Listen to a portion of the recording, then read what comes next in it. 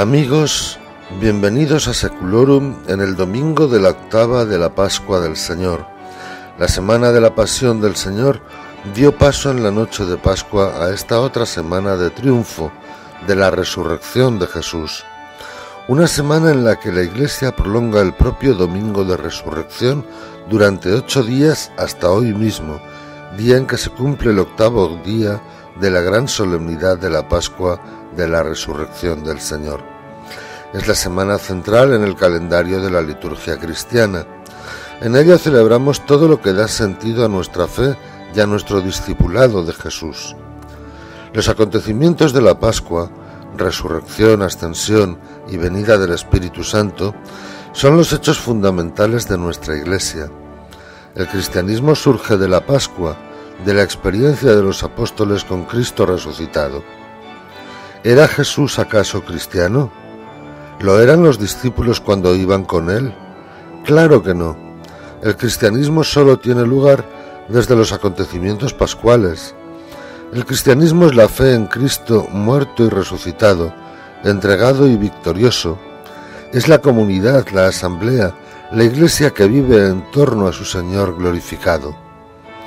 Al terminar la octava de Pascua, el tiempo pascual se prolonga otras 6 semanas, en cuyo transcurso celebraremos los otros acontecimientos que junto con la resurrección dan origen a nuestra Iglesia apostólica, la Ascensión y Pentecostés. Tras su muerte en la cruz, los discípulos se habían dispersado, habían dado por concluido todo con la ejecución del Maestro. Solo su resurrección los volvió a convocar. Solo su resurrección hizo que retomaran las cosas que Jesús les había enseñado. Solo el Espíritu Santo les hizo comprender lo que Jesús había dicho y había hecho, incluso las Escrituras del Antiguo Testamento. Después de estos acontecimientos vino la misión. Había que extender la buena noticia de Jesús a otros pueblos, a todos los pueblos. Entonces comenzaron los viajes de los apóstoles y empezaron a surgir las nuevas comunidades, y con ellas la comunidad universal de Jesús. El anuncio comenzó por la proclamación de la resurrección. Es mucho más extenso, pues comprende toda la persona y el misterio de Jesús, pero parte del anuncio de la resurrección. Por iniciativa del Santo Papa Juan Pablo II, el domingo de la octava de Pascua es el domingo de la Divina Misericordia. Precisamente es en su entrega donde Jesús nos muestra más genuinamente la misericordia de Dios. Cualquiera de nosotros reza a Dios para que libre de la muerte a personas cercanas a nosotros cuando se encuentran en grave peligro o les detectan una grave enfermedad. Incluso lo pedimos para nosotros mismos. Jesús mismo le pidió al Padre en Getsemaní no tener que pasar por este trance de esa manera. Y sin embargo, el propio Dios, el que podía evitarle la cruz, tuvo que dejarle morir en ella. Y lo hizo por pura misericordia, a costa de la entrega de Jesús, para volcarla sobre toda la humanidad. Y es que la entrega de Jesús en la cruz obtuvo el perdón de nuestros pecados para siempre. Jesús triunfó porque Dios lo resucitó al tercer día, pero no fue sin dolor, sin la muerte, sin la cruz. La misericordia del Padre se derramó sobre la humanidad desde los brazos abiertos de su Hijo. Se derramó sobre él en su resurrección. La misericordia es una de las virtudes a meditar y practicar, sobre todo en la Cuaresma. Sin embargo, ella recorre todo el mensaje de Jesús. La misericordia es la música de fondo del contenido y de la predicación de Jesús. Esta concuerda sobre todo con el mensaje de los profetas y no tanto sobre los preceptos de la ley. Quizá el tiempo pascual sea muy apropiado para releer en clave de misericordia el tercero de los evangelios. En efecto, Lucas es el evangelista de la misericordia por excelencia. Pasajes exclusivos suyos como la adoración de los pastores de Belén o la promesa del paraíso al ladrón arrepentido en la cruz nos muestran a Jesús rescatando pecadores para el Padre desde el comienzo de su vida hasta el final.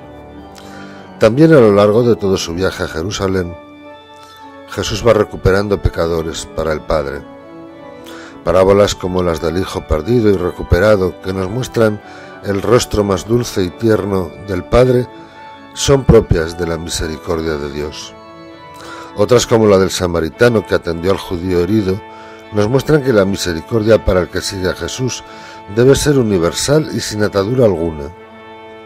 En el Evangelio de San Lucas, el nacimiento de Juan Bautista es presentado como una gran misericordia que Dios ha hecho con Isabel ya en su vejez.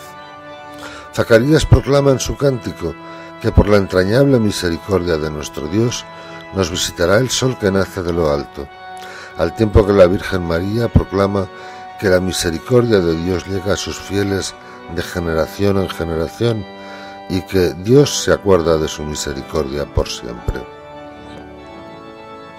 Es un regalo de Dios que el Papa Francisco insista tanto en la misericordia de Dios. Al fin y al cabo, el propio Jesús nos dice que no ha venido a juzgar ni a condenar al mundo, sino para que el mundo se salve por él. ¿Cómo entonces podremos juzgar nosotros? ¿Cómo entonces podremos condenar nosotros? ¿Es que acaso somos nosotros más que Jesús? Quien juzga y condena está suplantando el poder de Dios, así de claro.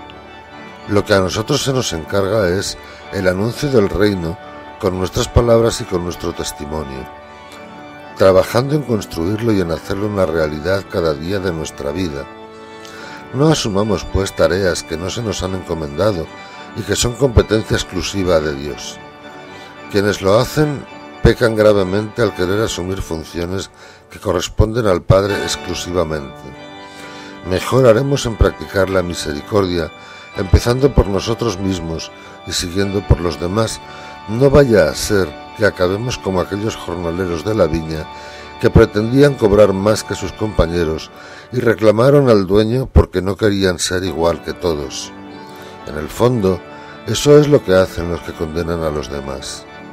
Esa parábola los desenmascara. La experiencia personal con Jesús resucitado nos lleva necesariamente a vivir la misericordia con todos. La actitud contraria puede denotar la falta de esa experiencia. Os deseo pues un feliz día de Pascua y una feliz semana, para encontrarnos, si Dios quiere, de nuevo el próximo domingo aquí en Saculorum. Hasta entonces, gracias.